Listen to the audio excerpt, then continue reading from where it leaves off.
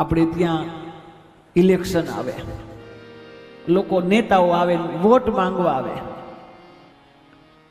બે જણા માંગવા આવે, કોઈ લોટ લેવા આવે, કોઈ લોટ માંગવા આવે, કોઈ પછી વોટ માંગવા આવે, કોઈ નોટ માંગવા આવે.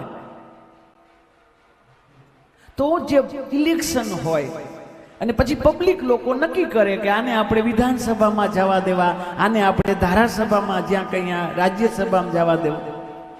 તો લોકો જેનું સિલેક્શન કરે, જ્યાં લોકો જેનું ઇલેક્શન કરે એ તો રાજ્યસભામાં જાય, પણ જો ભગવાન જેનું સિલેક્શન કરે ને એ સત્સંગ સભામાં આવીને બેહીએ કે આ તમારું સિલેક્શન ભગવાને કરેલું, એ અહીંયા આવી શકે.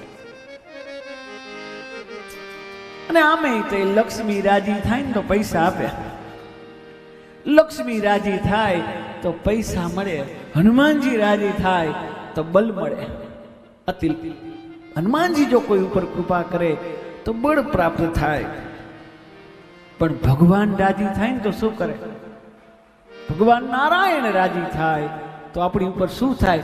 મને કહેવા દો, ભગવાન રાજી થાય ને તો આપને કથા કરવાનો અવસર આપે. ભગવાન રાજી જો બહુ કૃપા કરે આપણી ઉપર તો કથા સાંભળવાનો અવસર મળે. જો ભગવાન કૃપા કરે તો અવસર પ્રાપ્ત થાય. તો સુંદર એ ભાગવતમાં આપણે પ્રવેશ કરીએ, પણ તે પહેલા થોડો ચર્ચા આપણે સ્થાનનું પણ કરવું જોઈએ. આટલી આપણે વ્યવસ્થા કરીને 1400 કિલોમીટર દૂર મોરબીથી આપણે આવ્યા છીએ. તો શું કામ આવ્યા છીએ? આ હરિદ્વારમાં શું કામ કથા કરવાની? હરિદ્વારની કથાનું ફળ શું? હરિદ્વાર કેને કહેવાય? આ ગંગાજી શું છે?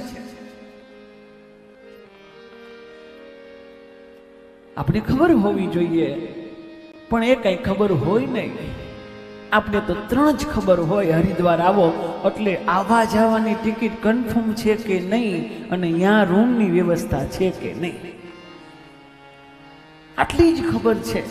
એના સિવાય કોઈ દિવસ વિચાર્યું જ નથી બીજું. આપણે જે સ્થાનમાં બેઠા છે એ સ્થાનનું નામ શું છે? આપણે કયા ગામ આવ્યા છીએ?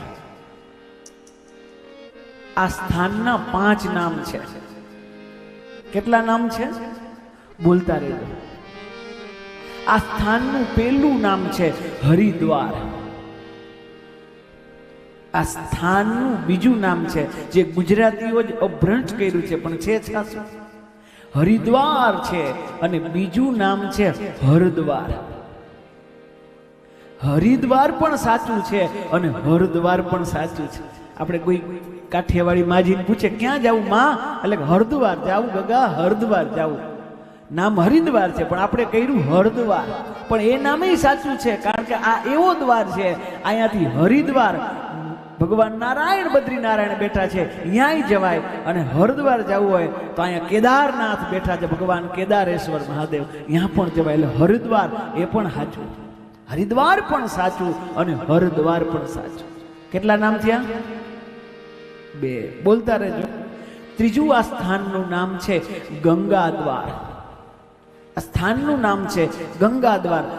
ઉપરથી પ્રગટ થયેલી ગંગા આ દ્વારેથી નીકળે ને આગળ ચાલે એટલે આ દ્વાર છે, અને એનું નામ છે ગંગાદ્વાર. આ સ્થાનનું એક નામ છે ગંગાદ્વાર. આપણે 3 નામ થયા. હવે ચોથું નામ છે સ્વર્ગદ્વાર. આ એવો દરવાજો, અહીંયાથી જ સ્વર્ગે જવાય, અને પાંડવો અહીંયાથી સ્વર્ગારોહણ કર્યું હતું. આ એક નામ છે સ્વર્ગદ્વાર. કેટલા થયા? અને આ નામ જે સૌથી સાચું અને સૌથી પુરાણું નામ છે, પુરાણોમાં આનું નામ શું છે? આ સ્થાનનું પુરાણોમાં નામ છે, એને કહેવાય માયાપુરી. શું નામ? વાહ, આ 5મું નામ છે. હકીકતમાં હરિદ્વાર તો હવે નામ પડ્યું છે, પુરાણોમાં આનું સ્થાનનું નામ હતું માયાપુરી.